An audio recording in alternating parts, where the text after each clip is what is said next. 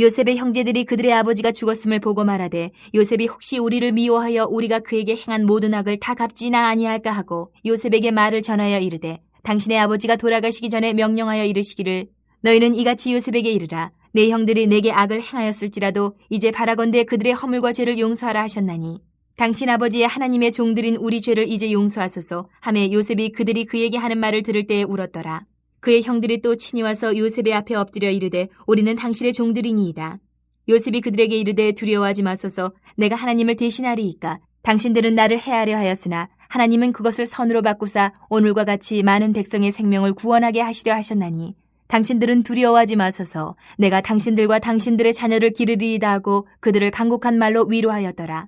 요셉이 그의 아버지의 가족과 함께 애굽에 거주하여 110세를 살며 에브라임의 자손 3대를 보았으며 므낫세의 아들 마길의 아들들도 요셉의 스라에서 양육되었더라. 요셉이 그의 형제들에게 이르되 나는 죽을 것이나 하나님이 당신들을 돌보시고 당신들을 이 땅에서 인도하여 내사 아브라함과 이삭과 야곱에게 맹세하신 땅에 이르게 하시리라 하고 요셉이 또 이스라엘 자손에게 맹세시켜 이르기를 하나님이 반드시 당신들을 돌보시리니 당신들은 여기서 내 해골을 메고 올라가겠다 하라 하였더라. 요셉이 110세의 죽음에 그들이 그의 몸에 향재료를 넣고 애굽에서 입건하였더라. 오늘 말씀은 창세기의 가장 마지막 장면입니다. 야곱의 장례가 끝난 뒤에 요셉의 형들이 다시 두려움에 빠졌다. 이렇게 아버지가 이제 돌아가셨으니까 15절을 보면 이제 요셉이 우리한테 보복하지 않을까 두려움이 생긴 거예요. 그런데 요셉은 그런 형들을 꾸짖지 않고 울면서 위로합니다. 그리고 자신의 죽음을 또 앞두고는 요셉이 25절을 보니까 하나님이 반드시 너희를 돌보시리니 내 해골을 메고 올라가라. 가나안 땅에 갈 때 나를 내 유골을 해골을 가지고 올라가라. 이렇게 또 유언을 해요. 여기서는 또 하나님의 섭리와 약속을 우리가 볼 수 있습니다. 그래서 오늘 이 말씀을 통해서 과거의 어떤 죄책감, 현재의 억울함, 미래의 불안 속에서 그리스도인은 성도는 무엇을 붙들어야 하는가? 이것을 우리가 이 말씀 가운데서 발견하고 은혜를 받아야 되겠습니다. 먼저 과거의 죄책감보다 하나님의 용서를 붙들어야 돼요. 야곱이 죽으니까 형들이 이제 두려움이 다가왔습니다. 자신들이 과거에 요셉에게 행했던 그 악한 일들이 막 떠오르는 거예요. 이제 아버지도 안 계시고 요셉은 총리고 힘을 가졌고 이제 우리 끝장나는 거 아닌가? 복수를 당하는 거 아닌가? 두려움에 사로잡힌 거예요. 그래서 이제 그들이 사는 방법은 하나인 거예요. 17절에 보니까 아버지가 하셨던 말씀 요셉에게 내 형들의 허물과 죄를 용서하라. 이걸 한 번 더 얘기를 하면서 국리를 하는 거죠. 두려움에 사로잡혀서. 그런데 요셉은요 이미 형들을 다 용서했어요. 이미 용서했어요.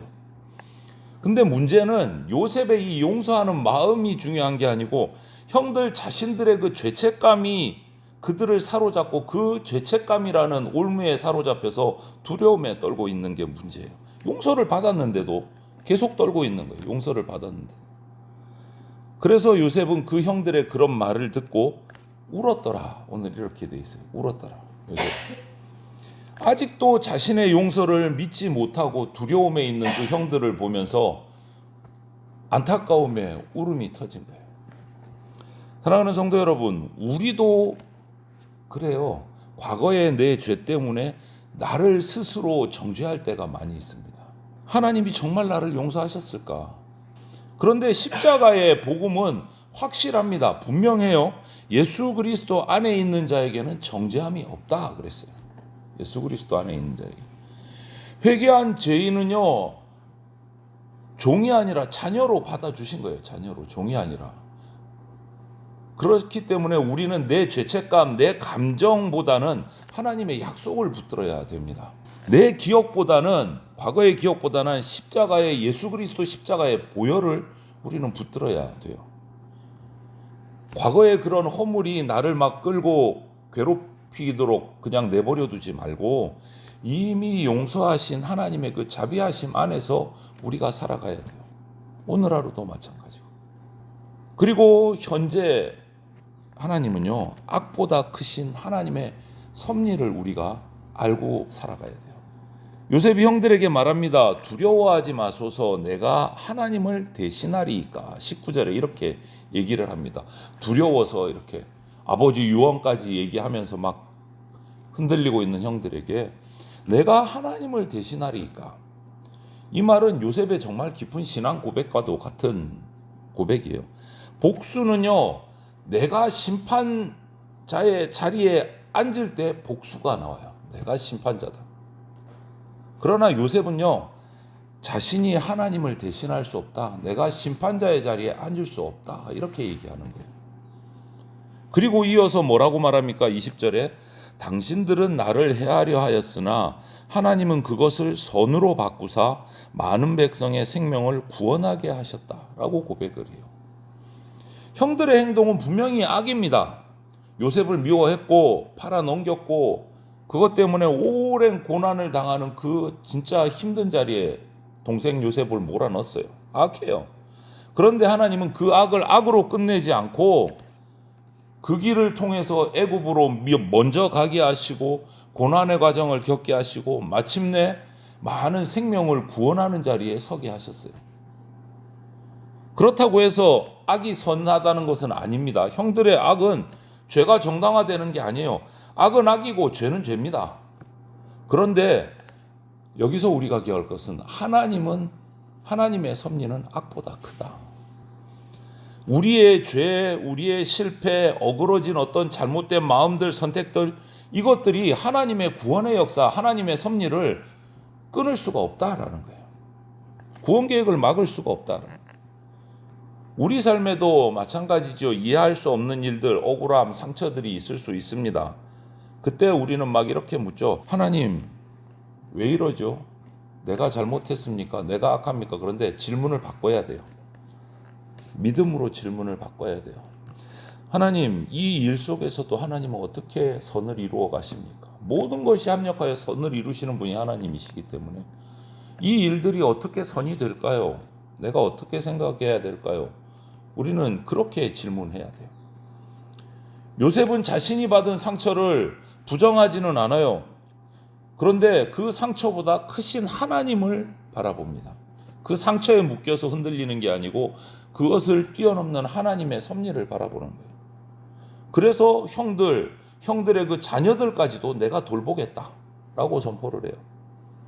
하나님의 섭리를 바라보고 믿는 사람은 복수의 사람이 아니라 위로의 사람이 되는 겁니다.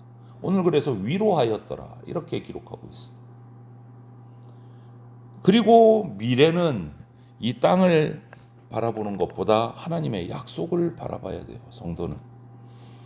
본문 마지막은 요셉의 죽음으로 마무리가 돼요. 요셉은 애굽에서 110세를 살았고 자손 3대를 받습니다. 세상적으로 보면 정말 대단히 성공한 사람이에요. 높은 지위, 명예, 장수 이 세 가지를 다 누린 사람이 요셉입니다. 그런데 요셉의 마지막 관심은 이런 위대한 요셉의 마지막 관심은 애굽에서의 그 영광이 아니었어요. 오늘 24절에 이렇게 고백합니다. 나는 죽을 것이나 하나님이 당신들을 돌보시고 아브라함과 이삭과 야곱에게 맹세하신 땅에 이르게 하시리라. 이렇게 고백을 해요. 요셉의 삶은 지금 애굽에 다 뿌리가 내려 있어요. 모든 것이 애굽에 다 있어요. 권세도 영광도 명예도 전부 다 애굽에 있어요. 그런데 그 애굽을 본향으로 삼지 않은 거예요. 하나님의 약속을 기억하고 있는 거예요. 아버지 야곱을 바라보면서 그 하나님의 약속을 받아서 기억하고 있는 거예요. 그래서 마지막 유언이 뭡니까? 25절에 하나님이 반드시 당신들을 이 유족 그 후손들을 당신들을 돌보리니 내 해골을 메고 올라가라. 이렇게 마지막 유언을 남겨요. 죽음 앞에서도 하나님의 약속을 믿는 신앙 고백인 거예요. 죽음 앞에서도. 자신은 죽지만 하나님은 살아계시고 세대는 지나가지만 하나님의 언약은 계속된다라는 거예요. 그래서 오늘 요셉의 마지막 마무리가 어떻게 되고 있습니까? 요셉이 110세의 죽음에 그들이 그의 몸에 향재료를 넣고 애굽에서 입관하였더라. 그리고 끝나요. 매장을 안 했어요. 장례가 안 끝났어요. 입관까지 하고 지금 스톱. 요셉의 관은 그냥 보관되어 있는 거예요. 요셉의 유해가 그 관 속에 들어가 있고 향재료를 해서 부패하지 않도록 딱 해놓고 거기서 끝. 거기 끝. 아직 매장이 안 됐어요. 입관만 하고 장례를 치르지 않은 상태예요. 그리고 그는 그대로 보관. 언제까지? 가나안 땅에 올라갈 때까지 메고 올라가야 되기 때문에 매장을 안 했어요. 이것은 그 후손들에게, 이스라엘의 후손들에게 지금 매장하지 않고 그들의 눈에 보관되어 있는 요셉의 이 관을 보면서 조용한 설교인 거예요. 침묵의 설교인 거예요. 왜 매장을 안 했지? 물을 수밖에 없잖아요. 왜 매장을 안 했지? 하나님이 우리를 가나안 땅으로 올라가실 때 우리가 메고 올라가야 되기 때문에 가나안 땅에서 장례 치를 거다. 왜 그러지? 설교가 나올 수밖에 없는 거예요. 하나님의 약속을 기억할 수밖에 없는 거예요. 여기가 끝이 아니다. 우리는 아직 돌아갈 곳이 있다. 애굽이 우리 땅이 아니다. 하나님이 반드시 우리를 그 땅으로 돌아가도록 돌보실 것이다. 이 설교가 나오는 거예요. 요셉의 관을 보면서. 우리도 마찬가지입니다. 성도도 이 땅에서 책임 있게 성실하게 살아야 하지만 이 땅이 전부인 것처럼 살아서는 안 된다. 우리가 돌아갈 곳은 이 땅이 아니고 천국입니다. 더 나은 본향 하나님 나라를 바라보는 사람들이 바로 그리스도인이에요. 우리예요. 그래서 오늘 말씀을 보면서 이 창세기 마지막 요셉의 마지막 모습을 보면서 우리는 이 세 가지 믿음을 기억을 해야 됩니다. 첫째, 죄책감보다 하나님의 용서를 붙드는 믿음이 있어야 돼요. 두 번째는 악함보다 하나님의 섭리를 믿어야 합니다. 한 가지 더, 이 땅보다 하나님의 약속을 믿고 바라보는 믿음을 가져야 돼요. 하나님의 용서, 하나님의 섭리, 하나님의 약속. 요셉은 그렇게 살았습니다. 상처 많은 인생을 살았지만 하나님 원망하지 않았어요. 사람의 악을 보았지만 그보다 크신 하나님의 섭리하심을 믿었습니다.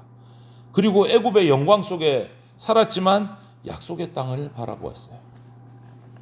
하나님이 사랑하시는 성도 여러분, 우리도 이 믿음 가지고 고백하면서 살아가야 합니다. 하나님 반드시 돌보십니다. 하나님 악함도 선으로 바꾸시는 섭리하심이 하나님께 있습니다. 약속하신 곳으로 나를 반드시 이끄십니다. 이 고백이 우리 가운데 있어야 돼요. 이 믿음으로 과거의 죄책감도 벗어던지고 자유함을 얻어야 되고 현재의 억울함 속에서도 하나님을 신뢰하면서 우리 미래의 천국의 약속을 바라보는 복된 하루가 되시기를 주님의 이름으로 축원을 드립니다. 아멘.